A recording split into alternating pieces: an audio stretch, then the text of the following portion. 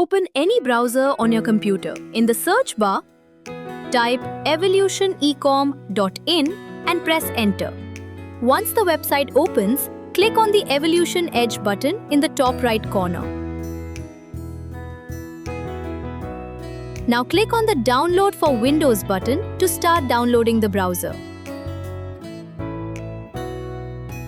After the download starts, click on the download icon at the top of your browser. Once the download is complete, double-click on the downloaded file.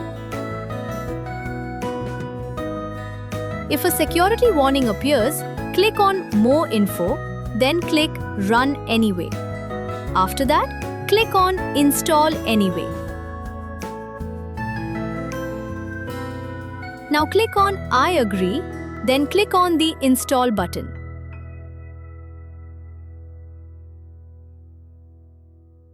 Once the installation is complete, click on Finish.